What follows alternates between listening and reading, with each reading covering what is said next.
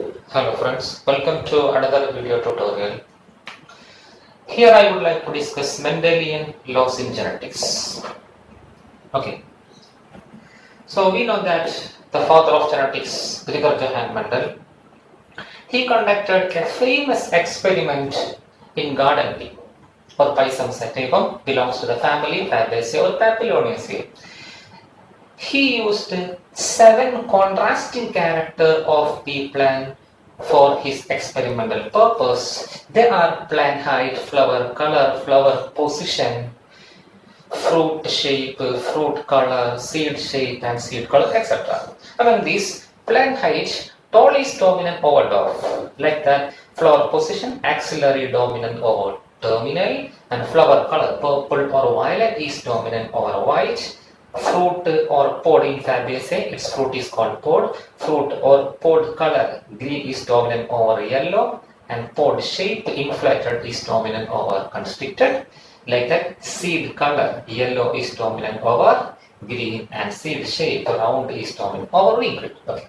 By using these 7 characters, he conducted mainly 2 experiments. That experiment became him the father of genetics. Okay. And after conducting these 2 experiments, that is monohybrid cross, that experiment, first experiment is called monohybrid cross, and second experiment is called dihybrid cross, which will be discussed later. So after conducting these 2 monohybrid and dihybrid cross, he concluded mainly 3 factors or 3 things. They are law of segregation, concept of dominance, and the law of independent assortment. Okay. Next we are moving to law of segregation. What is law of segregation? What is concept of dominance? And what is independent assortment? Okay. So let us move into another session. That is experiment 1. Okay. So first experiment, experiment 1 of Gregor Johann Mendel is called a monohybrid cross. And his second experiment is called dihybrid cross. Okay. So monohybrid cross means crossing between 2 plant variety. Crossing between 2 pea plant variety by considering only their single trait. We know that pea plant have lot of trait. Among these trait, we are considering, or Gregor Johann Mendel consider only single trait. So monohybrid cross means crossing between 2 pea plant variety by considering only their single trait. Okay, let us take an example, plant height. So here we cross a homozygous tall variety of pea plant with dwarf variety. So Mendel crossed a homozygous tall variety of pea plant with the dwarf variety, and he obtained a F1 progeny with all tall. After that, he self-crossed. This F1 variety, that is tall crosses with tall. Then he obtained an F2 progeny with 3 of them are tall and 1 are dwarf. So the obtained phenotypic ratio is 3:1 tall and dwarf respectively. Okay. Now let us assign its genotype. Okay. Homozygous tall means in diploid organism each trait carry 2 alleles. So homozygous tall mean this is a chromosome pair.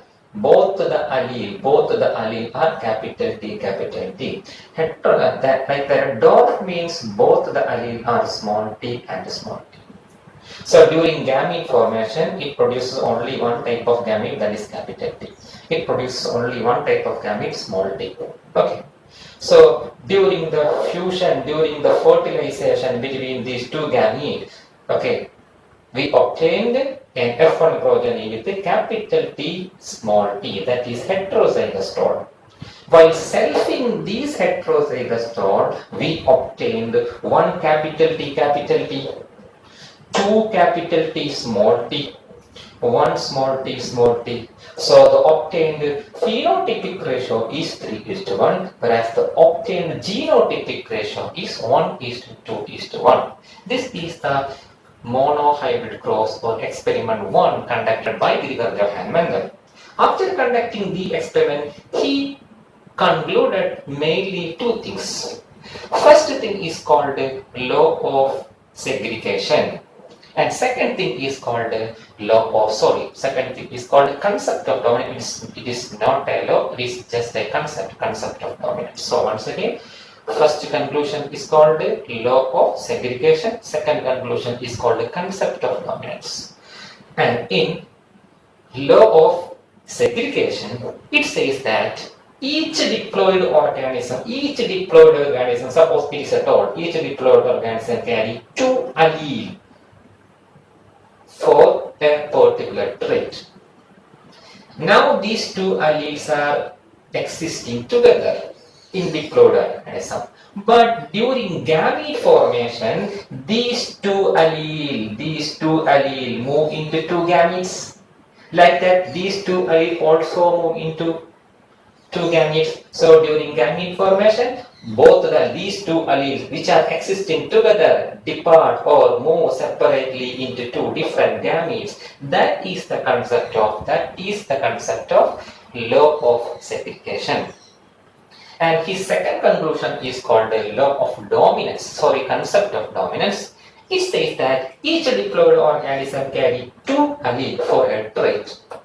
But among these two alleles, one allele dominates over the other. Then that dominated allele is called dominant allele, whereas the suppressed allele is called recessive allele. That is the concept of dominance. Okay, once again, each diploid organism carry two alleles. Among these, one allele dominates over the other allele. In this case, capital T dominate over the small t. Then the result will be capital T, that is toad. Okay, that is the concept of dominance. Okay.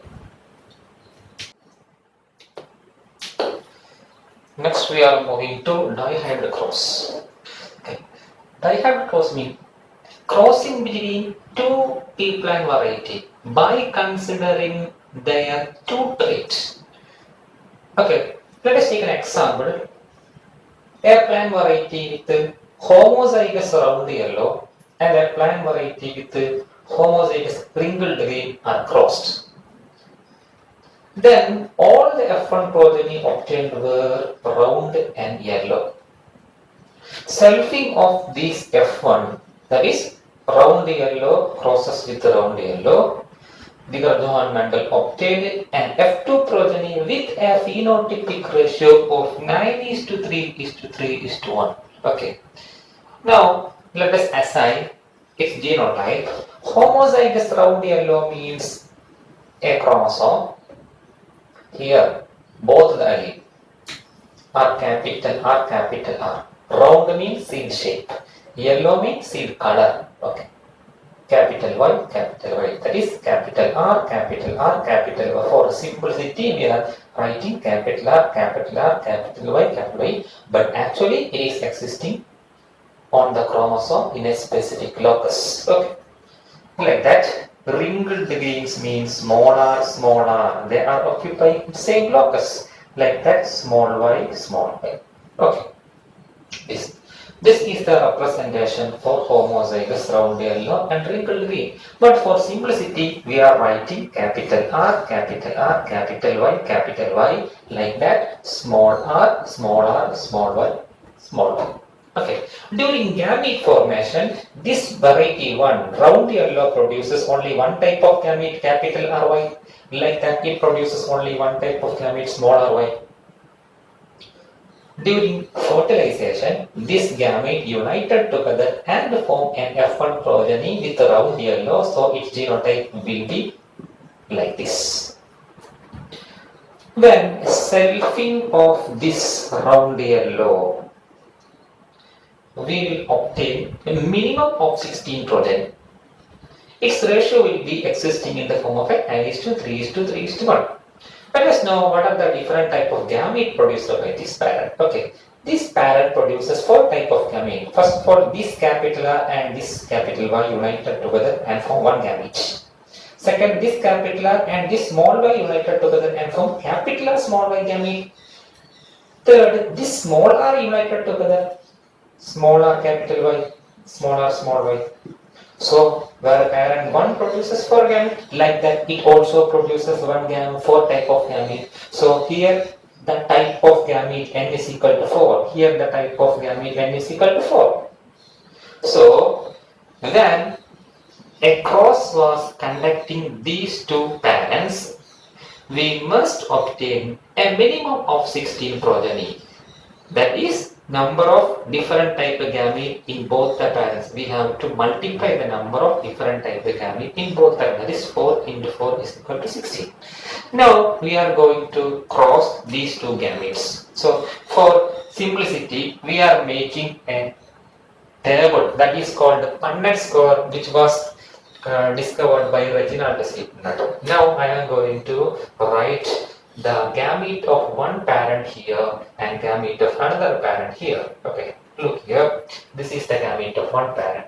Capital R, capital Y, capital R, small y, small r, capital Y, small r, small y. Like that here. Capital R, capital Y, capital R, small y, small r, capital Y, small r, small y.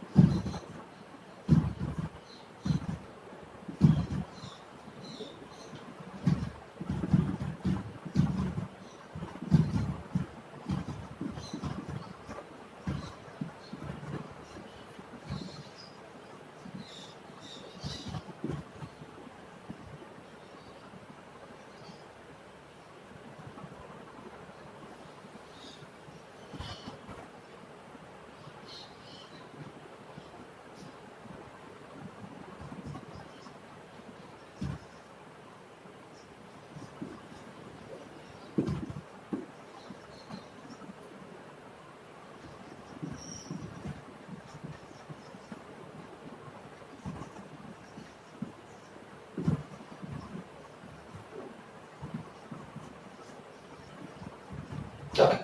This is the 16 different type of progeny obtained during the selfing of F1. When we analyze this when we analyze the table, you can see that 9 progenies are round and yellow. I will show you. This is the first, round yellow. Round yellow 1, round yellow 2, round yellow 3, round yellow 4, round yellow 5, round yellow 6, round yellow 7, 8, 9. This is the 9 progeny showing round yellow. Then round green 1, round green 2, round green 3. That is 3. Next, wrinkled yellow 1, wrinkled yellow 2, wrinkled yellow 3. That is the second 3. And last one, wrinkled green. That is the one, only one. Okay. That is 9 is to 3 is to 3 is to 1. After conducting these typed cross, Johann Mendel reached in one conclusion. That conclusion is known as the second law of Johann Mendel. That is the law of independent assortment.